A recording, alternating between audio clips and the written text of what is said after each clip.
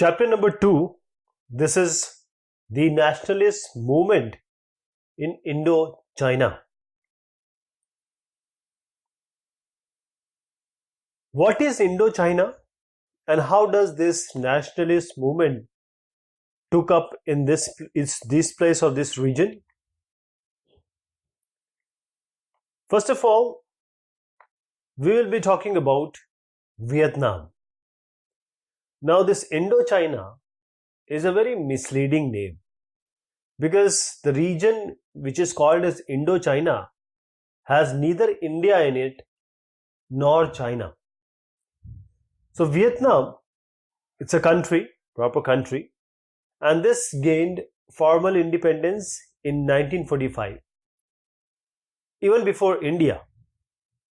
But it took around 30 years, that is 3 decades, of fighting for being a republic.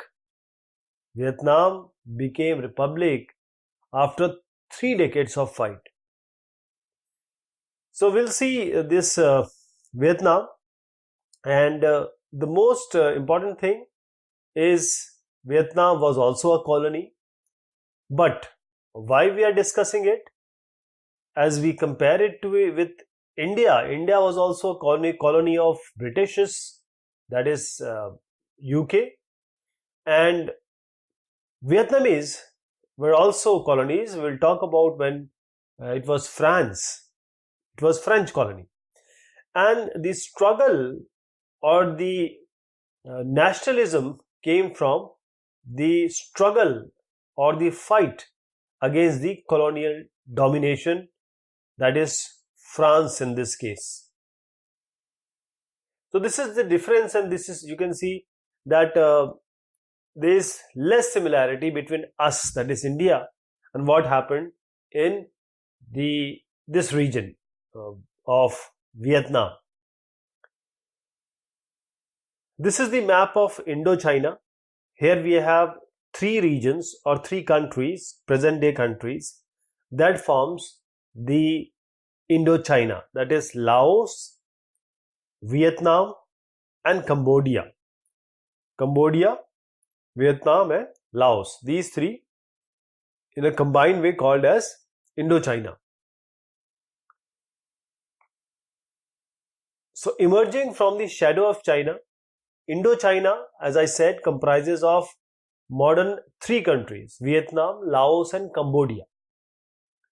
And because of the nearby Chinese empire and region, these Vietnamese or the other regions, they were in strong, you can say, they were maintaining the Chinese system of government. Also, they were maintaining the Chinese culture. So these regions were very much influenced and affected by the Chinese culture. And this Vietnam was also linked to the Silk Route, very famous maritime Silk Route that has brought the goods, ideas and people. Who people? We are going to know just now. And it is also connected, or the trades network were also connected to the hinterlands where non-Vietnamese people were also there, like Khmer Cambodians, they lived. So Khmer Cambodians also, they were linked through the trade path. As this is just a picture showing of the port of Phai Pho. So this Phai Pho is founded by the Portuguese merchants. So colonial domination and resistance, the Vietnam was colonized by French, and this colony, or becoming a colony, it started certain conflicts in mostly all the areas of life. Mostly the military and economic domination by the French. They tried to reshape or change the culture of Vietnamese. Also, this nationalism in Vietnam, this has come, as we said, because of different section of society, they fought against French in different ways. So this nationalism came through it, and it has a somewhat different taste or flavor than our country otherwise. This is just a picture to show that he is Francis Garnier. He was a French officer who led an attack against the ruling Guienne dynasty. It is being killed by the soldier of the court. Now, how it started? It all started near to 1858 when the French troops landed, and by the mid 80s, means French troops landed in Vietnam in around 1858, and then in few years, that is mid 1880s, they had a firm grip, that is, they have almost controlled over the northern region. And then there was a war between France and China. So after this Franco-Chinese war, the French also took control of Tonkin and Annam. And in 1887, this French Indo-China, it was being formed. So they wanted to, consolidate their position. And this one thing which this picture show is because French won the war and they wanted to put their control as a colony. So they did so many things. First is this is the Mekong River, very important river which we'll be talking about a lot. And this is engraving by the French exploratory force in which the Garnier participated, as you see here, this guy. Now they just saw whether this river, where it comes from, what are the trades and transport things can be done on this. So they made a lot of maps and pictures for this, because this river was very important as far as the trade and other things are concerned. So there was a blind poet, as we are talking about the nationalism or nationalist thoughts. How does it came into Vietnamese people? How they represented it? So the time they became the colony and things were going on, French were doing their things. So there was a blind poet. He was Nguyen Din Chiu. So he was a blind poet. So he wrote what he was witnessing in the country, that I would rather face eternal darkness than see the face of traitors. I would rather see no man than encounter one man's suffering. I would rather see nothing than witness the dismembering of the country in decline. So he was not happy with what French were doing, and this is a kind of nationalist thoughts that came into the Vietnamese minds. The first question is, why the French thought colonies necessary?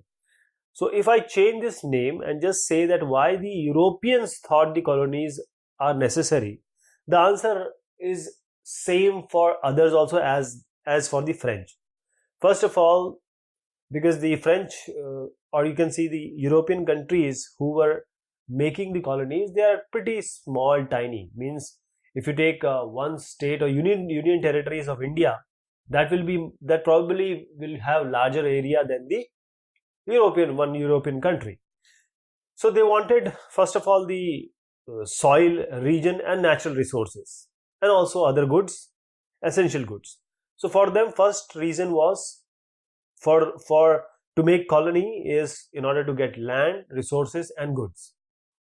And also the second thought was, these are two thoughts, that Europeans are advanced, and now it is the duty of European countries and people to civilize the other people in the world who are backward people, like the Vietnamese, like the Indians, like the Africans.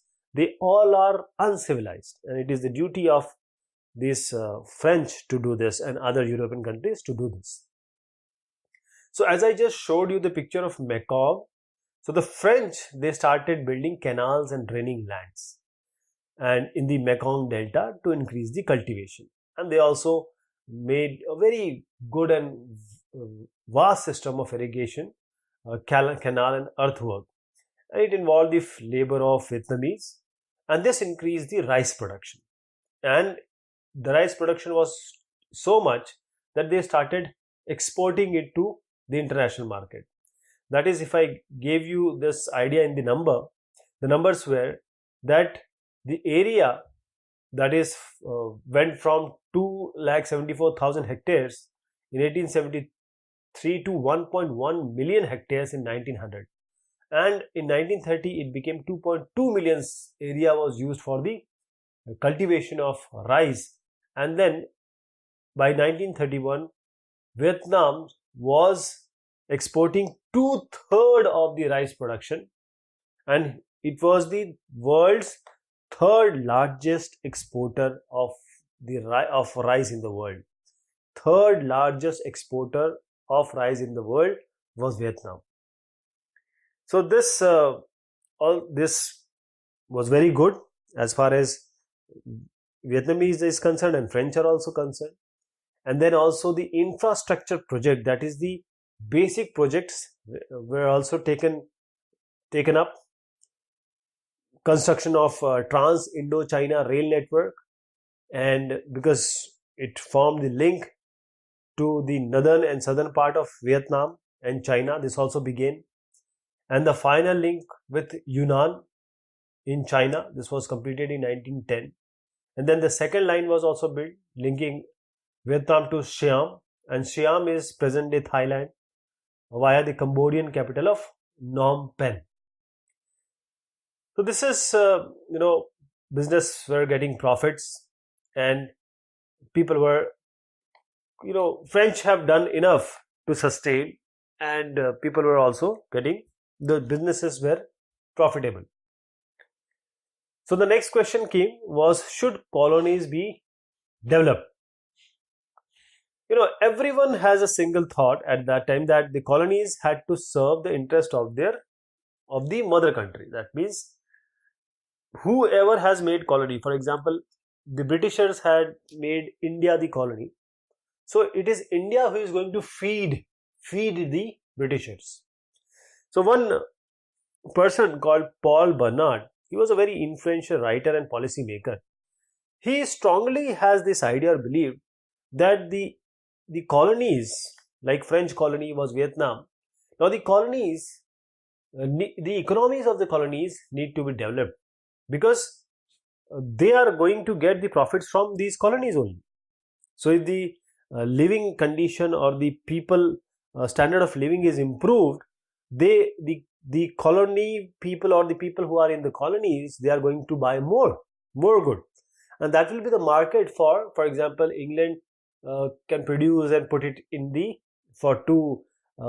to sell it in the market of very big country India. And if French are producing, they can just put it in the market of Vietnam. So this is how the French business will prosper. And for this, Bernard suggested there are certain barriers. If they want really to grow or economically in Vietnam, first the population levels are quite high, and the agriculture produces less, and the peasants are mostly in debts. So it is necessary to carry out the land reforms just as they did in Japan, because Japan showed that industrialization, or the experience or the process what was done in Japan, it shows that the Indian industrialization can create more jobs and improve the economy. So the colonial economy, as we just saw in Vietnam, was based on two things. We already saw rice cultivation. The second was the rubber plantation. But these both were owned by French and very small, very little Vietnamese elite people, or you can say the people with might and power, Vietnamese. So the rail and port facilities, it was being set up, and the indentured labor. This is a form of labor widely used in plantation from the mid 19th century. That is, laborers worked on the basis of contracts. That is, the contracts they make anubandh, that did not specify any rights of the laborers. So laborers wouldn't have any power, but it gave immense power to the employers. The employers have good power. They can, if the laborers are not able to fulfill according to the contract, they may be jailed. So there were these Vietnamese laborers. They were indentured in the with working in the rubber plantation. So Bernard we saw that Bernard wanted that the colonies need to be developed. Their standard of living has to be developed. But the French didn't look after that, and they didn't realize that it has to be done.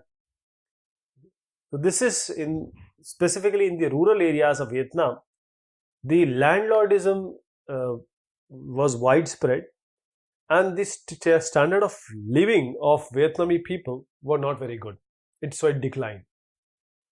So here's a picture of a French weapon merchant. He's a Vietnamese person, and this is how the Vietnamese also were the help of the French doing trading, etc. So there was a dilemma of colonial education. The basic idea was, as we said, French colonialization. That means French wanted the colony. And why they wanted to make the colony? Because they want to civilize the people, civilize the uncivilized. This is why colonization took place. So the basic idea was to because they wanted to civilize them, and the colony people, they have their own customs, they have their own culture, religion and tradition. So they would want, means the French would want to civilize them, even if they have to destroy these local culture, religion and tradition, because for them these culture that they followed, with them Vietnamese are following, they are outdated, and these cultures are only preventing these Vietnamese for the modern development. So first was the education. French thought that this is the only way to civilize the native, that is the people who are native to this place, that is Vietnam region. But they have a dilemma, that is what they should teach them, or in which language, Vietnamese or French, or what other language? Because the French needed an educated labor force, but if they actually educate them, then they will get educated and they will get exposure, and they will in turn start asking questions to the colony people, that is colonial domination, right? And also those people called colons, that is the French citizens actually living in Vietnam. If the Vietnamese people are given proper education, then these French citizens living in Vietnam, they might lose their job, because they were teachers, shopkeepers and policemen, right? So that is how the French, they were in this inclination, that they wanted, or they were opposed to the ideas of fully giving education or full access to French education to the Vietnamese. So this is what the idea was. Now, talking modern means, there is one more problem these French were facing. That is, the elites, or the, you can say the people who are having might and power and money, they are very much into Chinese culture. They are influenced by them, right? So for French to actually consolidate this power and might, they have to counter this culture of China. Okay, so they systematically tried to crush and dismantle this traditional education system, and they established the French school in Vietnam. But again, Chinese was the language used by the elites and it has to be replaced. The question again was, same dilemma, which language? This Chinese needs to be replaced by what? Vietnamese or French? So there were two opinions for this question. That is, the French language, some policymakers, they said that French language should be the medium of instruction. That is, French language should be taught in the school, or the medium should be French. And by this, these policymakers, they have a thought that Vietnamese will be introduced to the culture and civilization of France, right? That is how they will tie themselves, that is Asiatic France solidly tied to the European France. That is how they will have a tight bonding, you can say. And now the Vietnamese, when they understand this French culture, they will understand the sentiments and ideas of this French culture and also work for the French. They will work in French, means work for the French people. But others have these other policymakers have different thoughts. They suggested that in the lower classes, Vietnamese should be taught, but in higher classes, the French should be taught. So those who learned French and this, if they acquire the French culture, they will be rewarded with the French citizenship. This is a high kind of reward that can be given. But only the Vietnamese elite, that is again the people with money, very small fraction of them, very small fraction was the elite in the Vietnamese people. So they can only enroll to school, and only those who are admitted can actually pass the school. That is why this was done, because there was a known policy of failing the student, particularly in the final year. Because if they pass these Vietnamese, this is the French, if they pass these Vietnamese, then they will be able to qualify for the better paid jobs. So what they did, that 2/3 of the students, they failed. In 1925, for the numbers, in a population of 17 million, only just around 400 passed the examination. So you can understand, out of 17 million, only around 400 or less than them. And these textbooks, of course, were glorified with French and justified that colonial rule should be there. And these books showed the Vietnamese to be backward, and they are just capable of manual labor.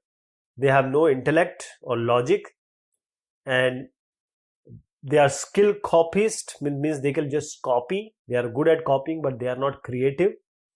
And the school children are told that this French rule can be the only possibility for peace in Vietnam. Peace in Vietnam, because the French are protecting them, that is the Vietnamese peasants especially, from the pirates, and the calmness is because of them. And now the peasants and others can work in good way because the French are there as a shield to them. So here is a picture of a person trying to look modern, and this is a local caricature ridiculing the Vietnamese who had been westernized. He is playing lawn tennis wearing those dresses. So the Tonkin Free School, it was started in 1907, and in order to provide the style of education, European education, you can say Western style education. And these classes were in science, hygiene and French class. The school's approach is that the moderns, that is what it means to be modern, but that means of thinking. That is, it was not enough to learn just science and Western ideas to look modern. The school tried them to adopt, that is Vietnamese, to adopt the Western style, like having short haircut. And because traditionally Vietnamese they used to keep long hairs. So there was a hair cutting chant also at that time, that comb in the left hand, scissor in the right, snip, snip, clip, clip. Watch out, be careful. Drop stupid practices, dumb childish things. Speak openly and frankly. Study Western customs. So this education of Tonkin free schools, which was, mostly classes are held in evening and had to be paid for separately, they tried to make these people, you can say, westernized like this. What I've seen is that there was an idea of the French colonial people to teach the under civilized Vietnamese. So we saw that there was resistance in school, how the students and the teacher, they resisted. The teachers and students, because the curriculum was made by the French, they did not follow them blindly. If there is some opposition, you can say, then they just keep silence. And when the Vietnamese teachers are increased in the lower classes, they modified the text, because they know, they understood what is written in the textbook. So they modified it very quietly, and then they taught this to the Vietnamese students. And they also criticized what is stated in the books. For Vietnamese, the content was not up to the mark, means not in the Vietnamese favor but in French favor. So in 1926 there was a major protest in the Saigon native girls' school. What happened was, see, there was a girl who was sitting in the front bench. So the teacher came and asked this Vietnamese girl to leave this space and sit in the back, because this place has to be taken by some French girl. Now this girl, she denied. She said, no, I'm not going to sit on the back bench. I will continue sitting here. So what happened? She was expelled. The principal expelled this Vietnamese girl. And then these students, the other fellow students, they got angry. And then we got angry, they protested. And there were spread of open protest, because now the supporting students, you can say, who were protesting for this girl, they were also expelled. So this lead a further chain reaction for the others to follow to protest. And when this situation was seen by the principal and the colonial people that it is going out of the hand, so they were forced to take this girl back who was being expelled. But the principal, he was very harsh. He took the student back, with Vietnamese girl back, but he said, I will crush all Vietnamese under my feet, right? So there are certain words also he said that just shows his anger towards the Vietnamese. Then there were other things also happening. The students fought against the colonial government's effort to prevent these Vietnamese students to qualify for white collar job. And there was a patriotic feeling, there was a conviction, and that is their duty of the educated to fight for the benefit of society. And there was a conflict, that is because the French saw that these elite will be passed, or they will take the place of the colons and ours. But the students in 1920s, they were forming various political parties, like the Party of Young Annan, and also publishing certain nationalist journals, and in journals like Annanese Student. So now these students also were the part of political and cultural battles, and this the French sought to strengthen their rule in Vietnam through what? Control of education. So they tried to change the values, the norms, the people thinking, and also make them believe that French civilization is superior to the Vietnamese civilization. But these Vietnamese individuals, they were fearing that they are losing their territory. They are also seeing that their culture and customs are being devalued by these French people, and there is a kind of master-slave mentality which is emerging.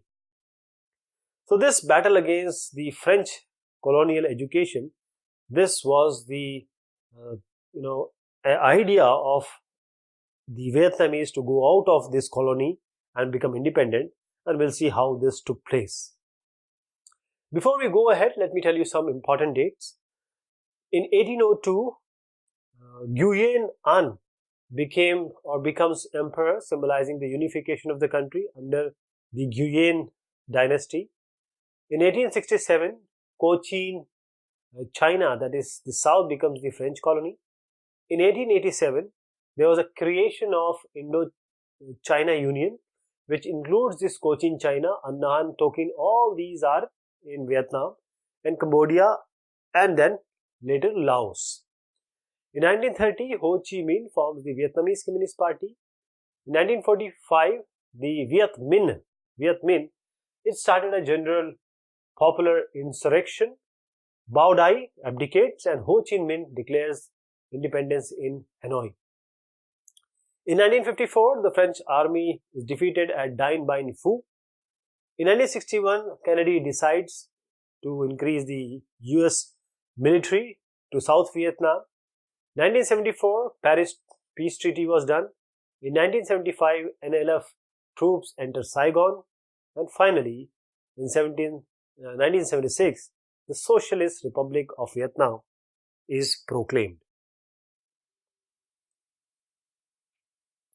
So what was happening in other parts? Because the revolution in small chunks, small parts also was taking place. Hygiene, disease and everyday resistance. That is, the political battles are being fought in every sphere of everyday life. There are other institutions also which this was going on because people were expressing their anger for the colonizers. So there was a plague in the Hanoi. This is a city. So we'll take the case of health and hygiene. Now what French did, they decided to rebuild Hanoi, and they took the latest ideas of latest modern architecture and engineering skill to make this city modern. In 1903, this modern part of Hanoi, it was struck by plague, and it was bubonic plague. And there was a serious conflict, because the French wanted to control this disease and how it happened. So the French part of Hanoi, if you see this picture, this is a modern Hanoi. These are colonial buildings. This came up in the French part of Hanoi, not on the Vietnamese part. So French part was quite a well-built, beautiful and clean city, had wide avenues, and the sewer system was well laid out.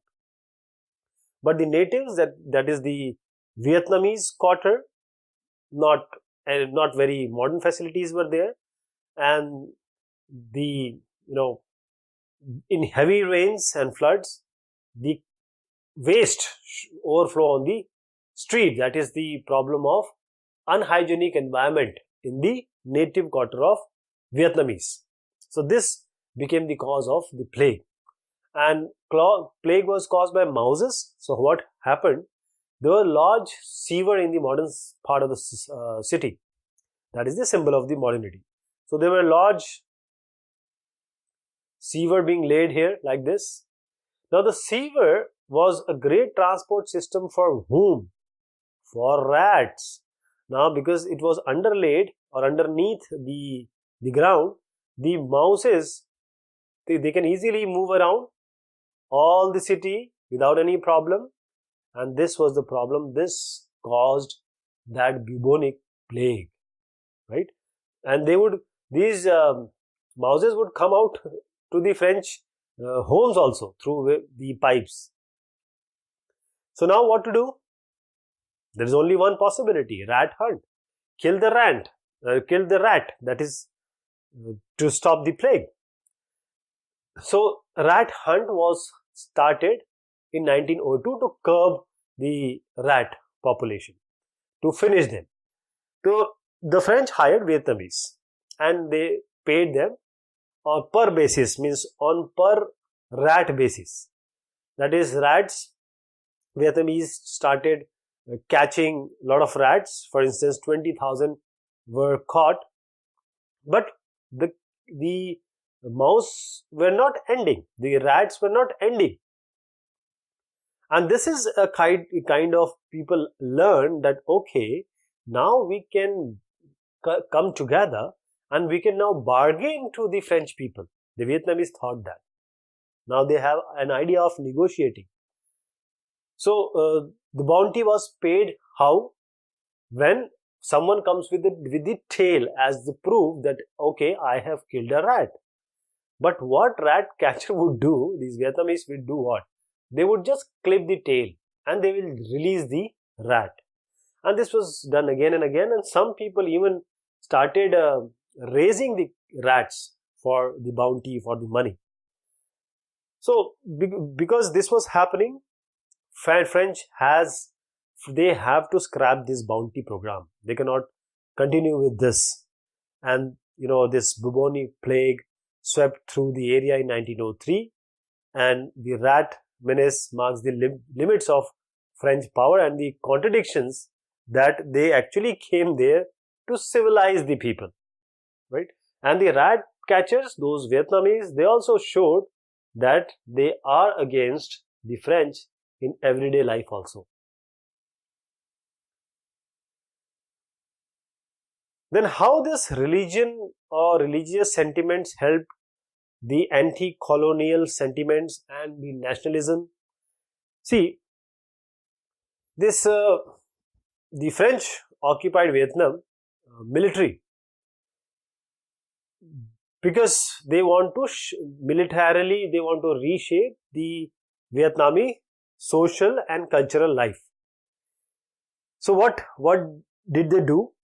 First of all, we have to understand that the Vietnam religious belief was mixture of various cultures and various you can say religious belief: Buddhism, Confucianism, and local practices.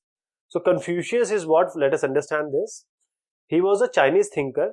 He developed a philosophical system based on good conduct, practical wisdom, and proper social relationship. And people were taught under Confucius thoughts that they have to respect their parents and submit to elders. They were also told that the relationship between the ruler and the people is just like the children and the parents. This was Confucius thoughts, or Confucianism, like this, Confucianism. So this is the mixture of religious belief of Vietnamese, Buddhism, Confucius, and local practices.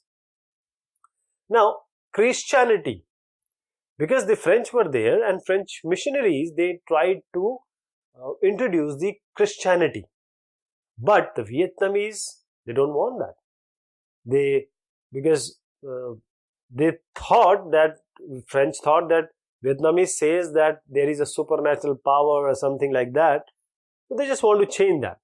And from the 18th century, many religious movements were hostile, or they were against the Western presence. So first movement, that is the religious movement against the French control and what Christianity they were spreading, was the first one, Scholars' Revolt in 1868. This is important. This is the first of its kind. So you can see this picture, the execution of Father Bory. He was a Catholic missionary.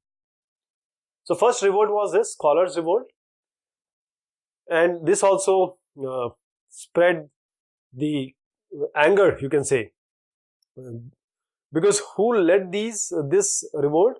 It was led by the officials at the imperial court, that is those who were ruling, those officials in that ruler part, I'm not saying French, the other Vietnamese ruler, you can say, those officials were in this revolt, so scholar revolt, and they led a general uprising in Guan and Ha Tien.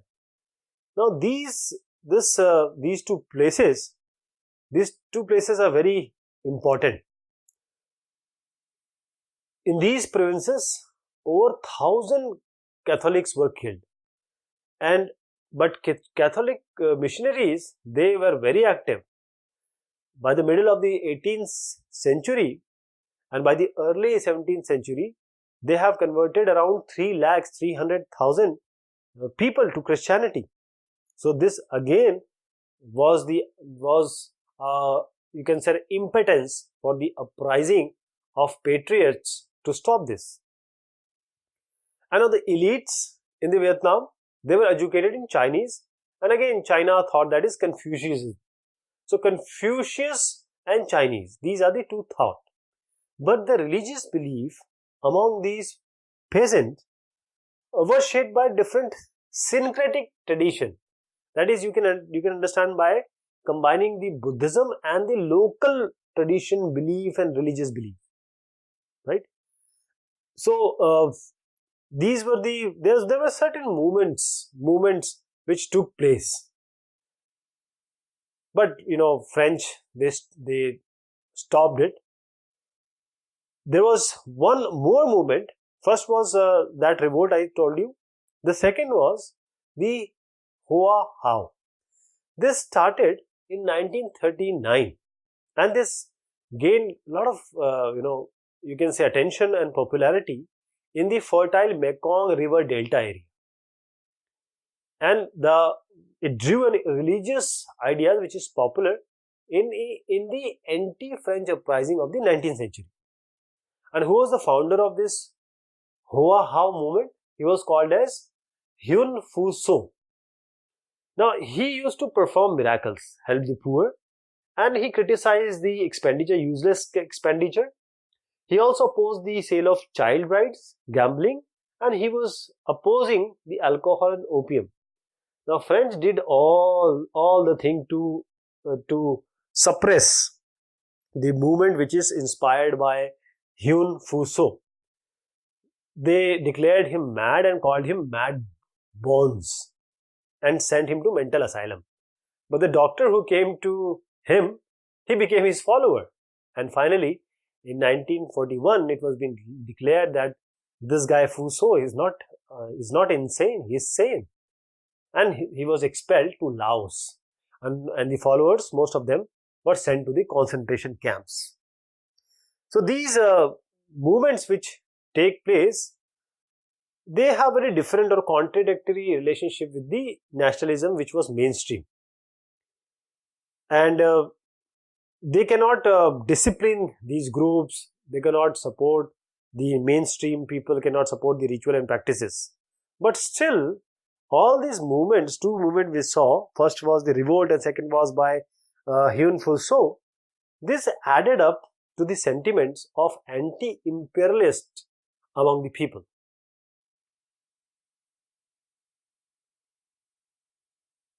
Then was the vision of modernization. So everyone tried to resist the French colonialism, but there were certain questions that what is this modernism and who should we call nationalists? What is the modernism? That means we just leave all the ideas and social practices that we were doing, or we just understand or consider the West as they are developed and civilized and we just copy the West. So all these questions were in the minds. So different answers were there for these questions. Some intellectuals, they thought that the Vietnamese tradition, these traditions need to be overhauled or strengthened if they want to stop or resist the domination of the West. But others thought that Vietnam has to learn from this West. Means they must oppose the foreign domination, but they must learn from this West also, that is the European countries. So this debate went on. So in late 19th century, this was the domination, French domination was resisted mostly by the Confucian scholar activist, who saw, because they saw that their world is crumbling because of the French domination. There was a person, Fan Boi Chao. He was educated in Confucian tradition. He was one kind of nationalist, and he was the major figure in anti-colonial resistance from the time he formed a society, revolutionary society, and in Vietnamese it is called as Dai Tan Hoi in 1903, and the head was Prince Quang Diaz. So this guy, Fan Boi Chao, he met the Chinese reformer Liang Qichao in Yokohama, and this Fan's book, The History of the Loss of Vietnam, it has strong influence and advice from this Chinese reformer Liang Qichao, and this was the bestseller. Even plays were made on this, and this because it was a kind of connection between the China and Vietnam. There was a ties between them, and the elites, of course, Vietnamese and Chinese, they shared culture. So it is this double loss that Fan laments. That is a lament that was typical of reformers from within the traditional elite, that we are losing the ties, sovereignty also, and the ties of the culture with the Chinese. Now there was other nationalist also, which was called as Fan Boi Chao, means he differed with Fan Boi Chao, and the person is called as Fan Chu Trin. Means there were two nationalists which are remarkable. One was Fan Chui Bao, we just learned about him, and the other was Fan Chu Trin. So the difference between these two thoughts are being asked normally, so you should understand this. Now, he was very hostile. He doesn't want any monarchy, and he also opposed that idea that we should use the court or the monarchy for resisting the French. What his idea was, he wanted a democratic republic. So a republic is a form of government based on popular consent and popular representation. It is based on the power of the people as opposed to the monarchy.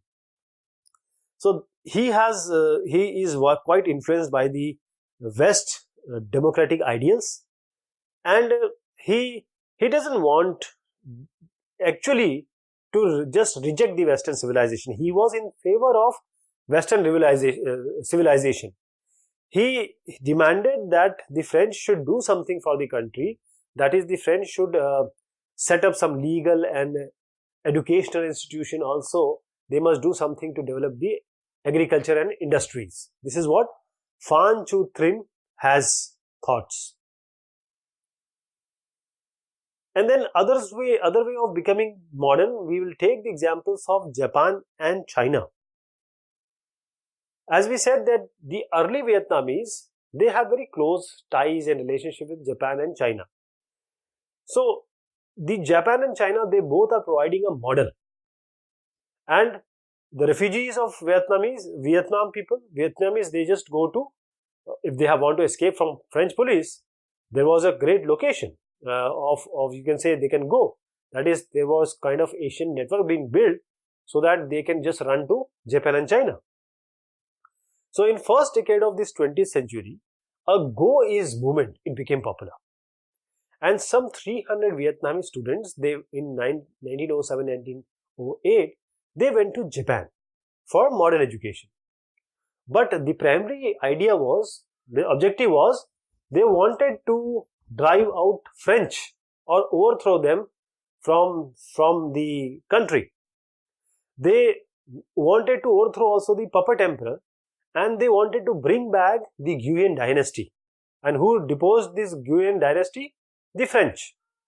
So these nationalists looked for foreign helps and arms, and they were happy. They were happy. That is, they appealed to the Japanese also, because They thought the Japanese are Asians too. So Japanese are way ahead. They have already modernized themselves, and they were successful to colonize, means to resist the colonies if anyone comes there to make them as a colony. So they resisted very successfully, and also they uh, you know they had a victory over Russia in 1907, and that shows that their might as a military power. So Vietnamese students, they established a branch of Restoration Society in Tokyo, but after 1908, Japanese ministry, it just stopped them, and many, including this Fan Boi Chao, they were just deported from Japan and sent. They have to seek exile in where? China and Thailand. So if you see this picture, this is the cartoon of Vietnamese nationalists. They are chasing these imperialists. So development in China, this also inspired Vietnamese nationalists. We just saw that what happened in Japan. These events influenced the Vietnamese. But what happened in China also influenced them, because in 1911 there was a long monarchy in China, and Sun Yat-sen, under his leadership, it was being overthrown. That is, monarchy was overthrown and republic was set up. So now, inspired by these events, Vietnamese students, they organized the Association for the Restoration of Vietnam. They call it as Vietnam Hoan Phuc Hoi. Right? So this is how they made proper you can say associations. The idea is not just to have a constitutional monarchy, but now the idea of Vietnamese and Vietnamese students and the upcoming generation was to have a democratic republic. Right? So how this came, how this anti-imperialist movement took place, we'll talk about that. The communist movement and Vietnamese nationalism. So what was the communist movement? Who were the people who took the lead of this movement? There was a Great Depression of 1930s, and as whole world felt it, so does Vietnam. The prices of rubber and rice fell, and this leads to the rising rural debts, unemployment, and rural uprising. The main provinces were Ge An and Ha Tin, and these places or these provinces were known as electrical fuses, because if anything happens, it starts from here only. And even the French, what they did, because of all these things, they tried to stop this uprising. They even used the bomb to stop the demonstrator. They bomb from planes. So when this happened in February 1930, Ho Chi Minh, he is a very important character. You have to understand him and remember him. Ho Chi Minh, he brought together all the different parted or nationalist group, and he just combined them to form Vietnamese Communist, that is Vietnam Cong San Dang, Vietnam Cong San Dang Party. It was later renamed as Indo-Chinese Communist Party. And in 1940, Japan occupied Vietnam, because Japan has an imperial idea of driving to control this Southeast Asia. Now these nationalists, they fought against Japanese. So, and they were fighting already with French. So there are two countries they are fighting. The League for the Independence of Vietnam, Vietnam Doc Lap Dong Min, and this later came to be known as Viet Minh. This fought Japanese occupation and finally recaptured Hanoi in September 1945. So now this Democratic Republic of Vietnam was formed, and this guy, Ho Chi Minh, he became the chairman. Now, the new Republic of Vietnam, there is a word we'll see, obscurantist. Obscurantist, this is a very typical word, that is person or ideas that mislead.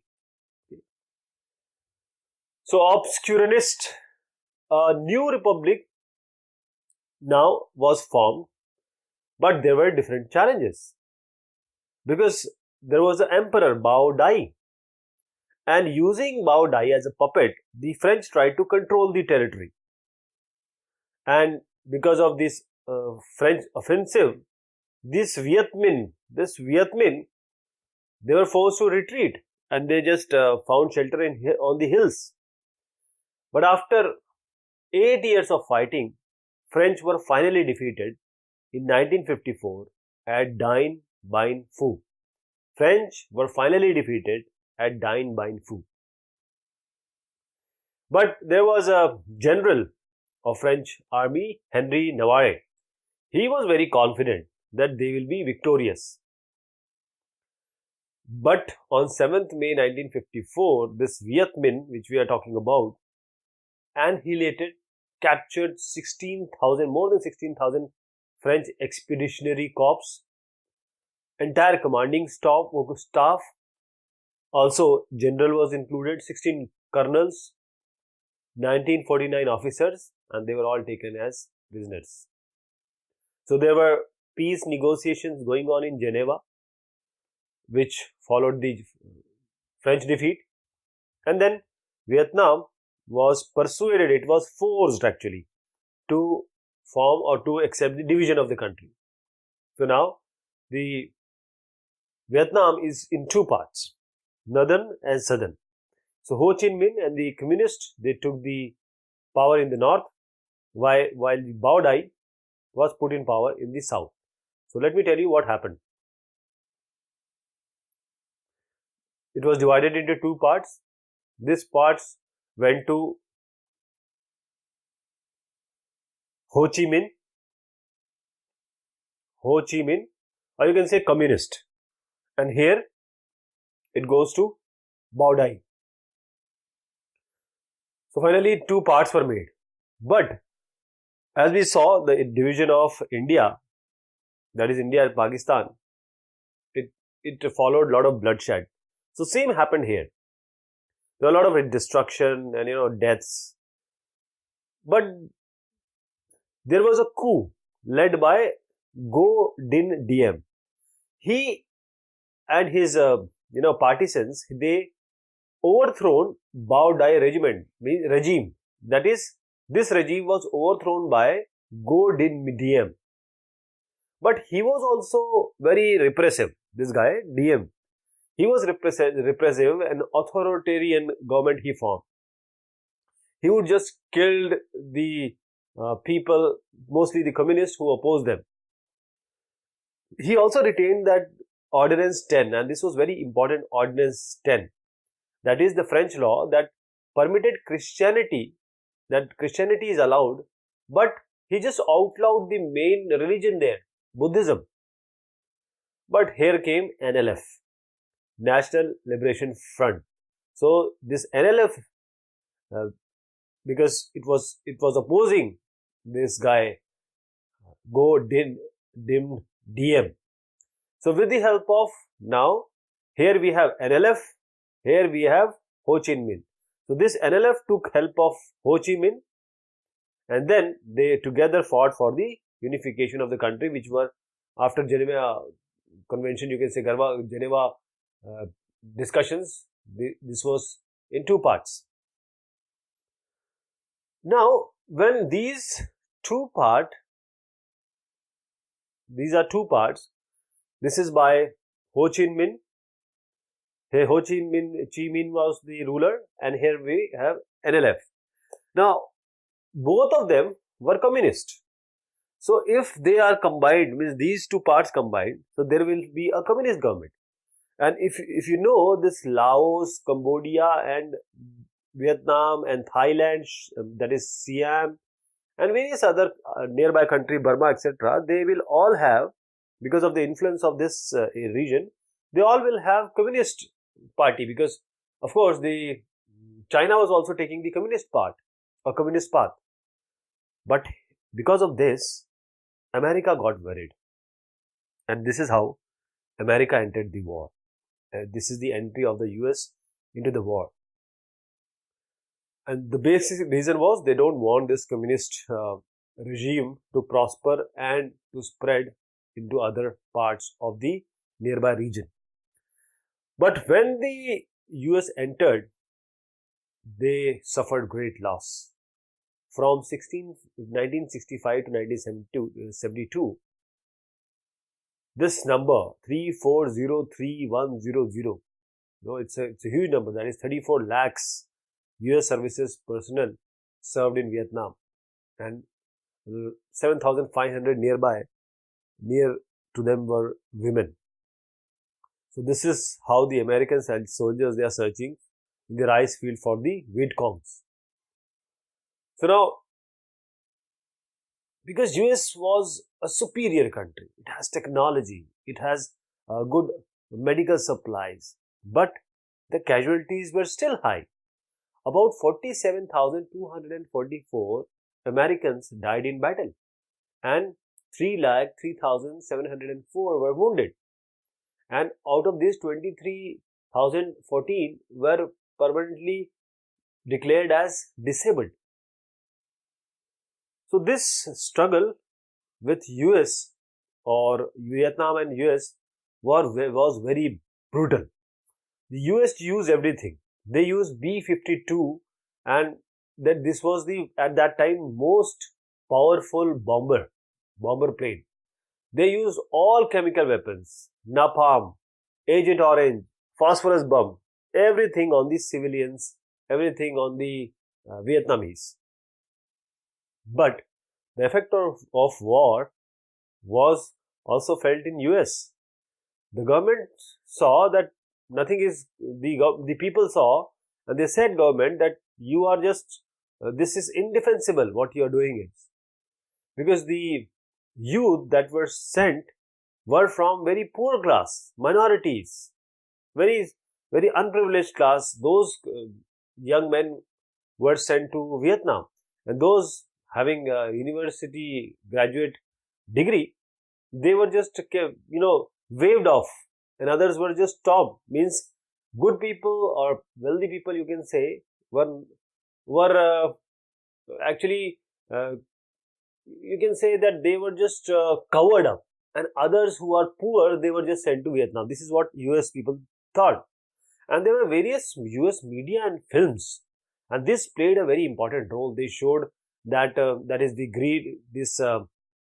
green berets and apocalypse now.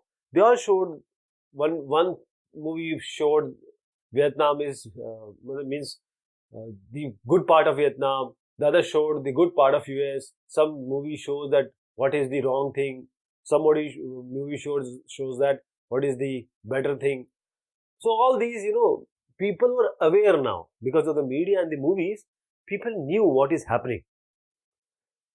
So as the war went on, US policy planners, they have a thought, or they have a fear that the victory of this Ho Chi Minh, if this government wins, it will start a domino effect. That is, in the nearby region, the communist government will be formed, as I suggested you earlier. And they just see, US underestimated Vietnamese. They used all the might and power, but still they are not able to do or achieve what they wanted. See, in December 1972, Hanoi was bombed like this. This was the situation. But still, Vietnamese people stood and they fought for their country. Napalm, this word has come. It's a kind of very dangerous, you can say, fire bombs. An organic compound used to thicken gasoline for fire bombs. This mixture burns slowly, and when it comes in contact with surface like the human body, it sticks and it continues to burn. This was developed in US and it was used in the Second World War. And despite an international outcry, this was used in Vietnam. There was a Ho Chi Minh Trail. So what is this trail? This is just a path. This path is going to Laos, coming to Vietnam, then again going to Cambodia. So this path was somewhat different for any other country like US to understand. So this story of Ho Chi Minh is what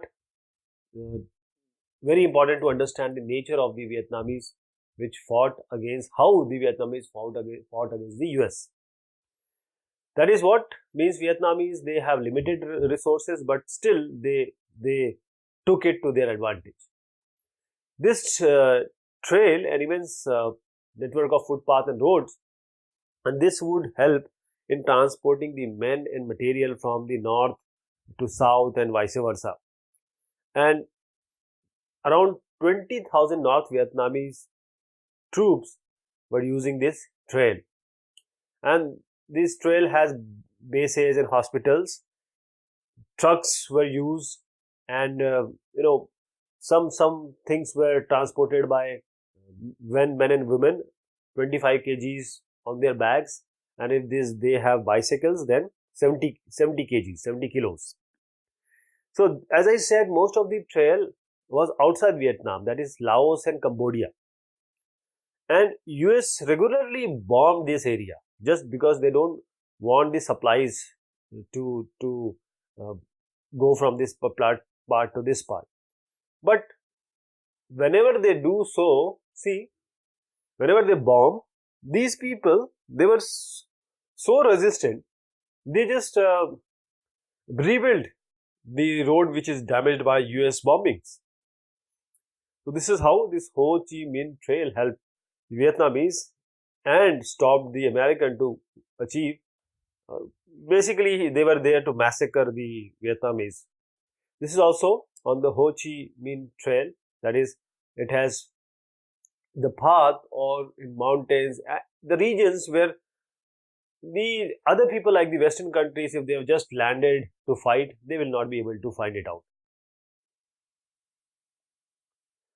And then the nation and the heroes, there were so many things happened in the Vietnam because basic was the idea of the nationalist ideology.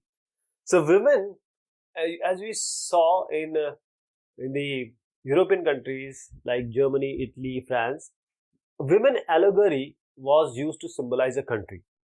So women also, if you see in Vietnam, they were quite equal if you compare it with China.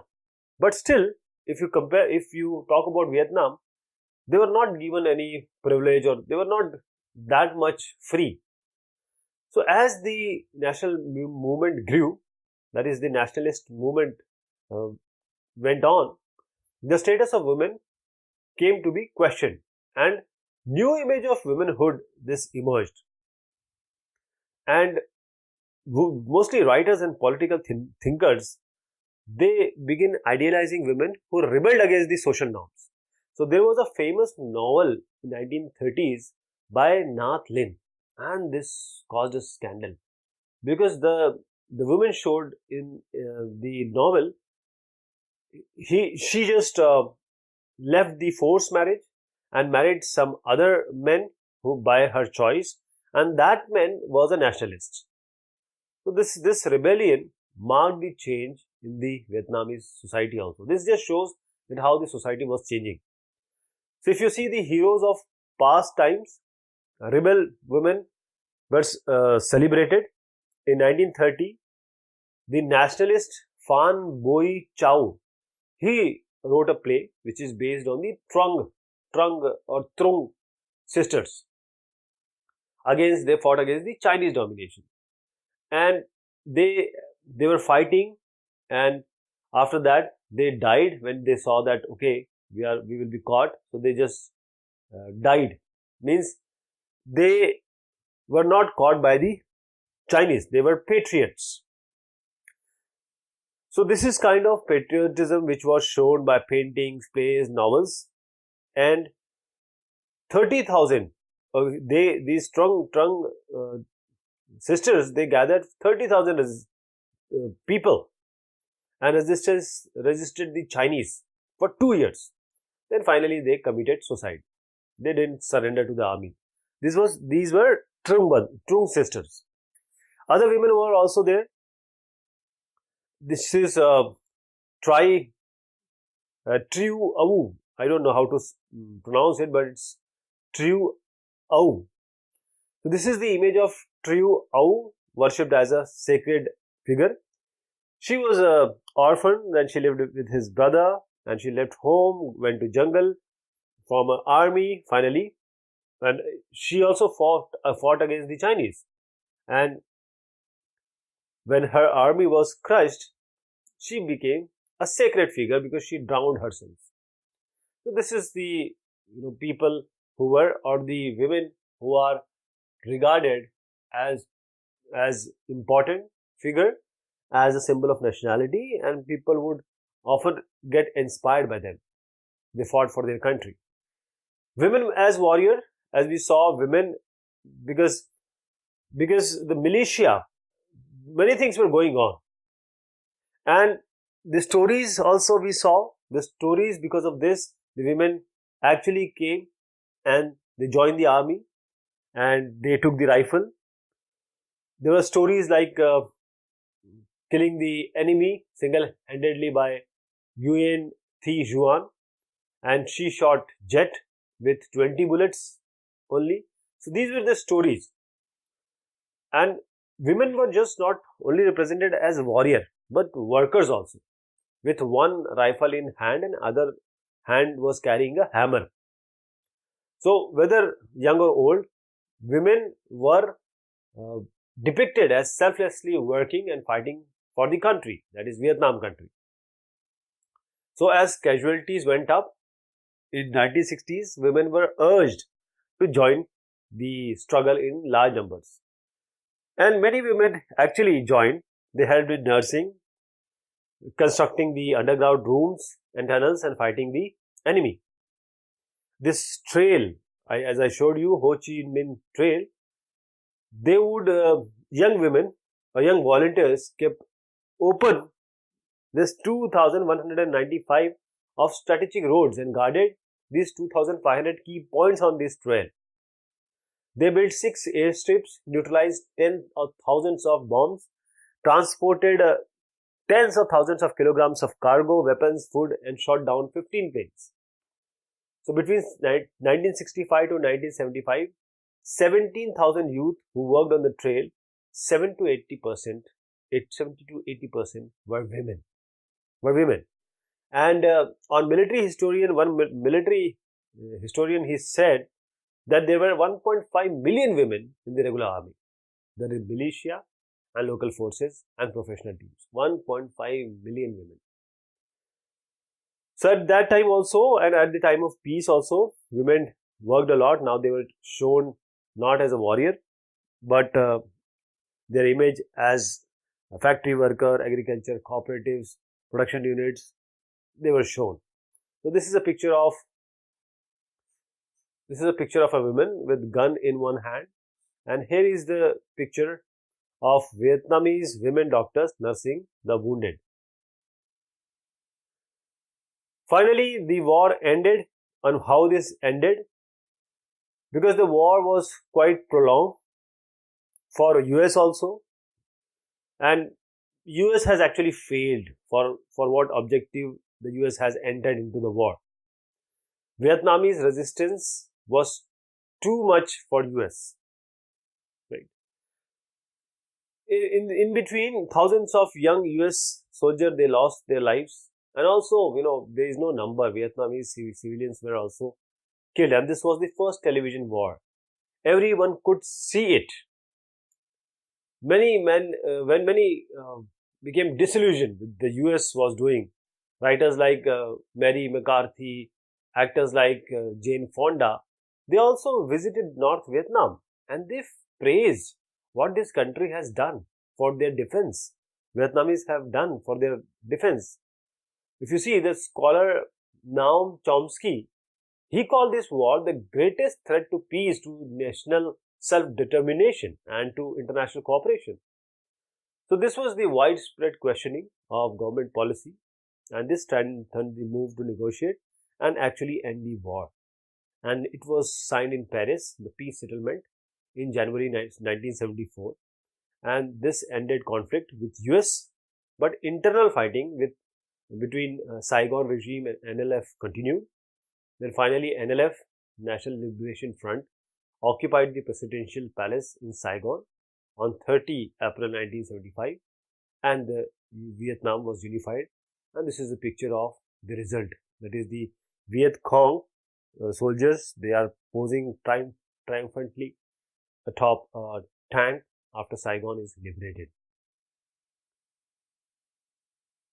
So this is all about this chapter. Thank you so much. Take care of yourself.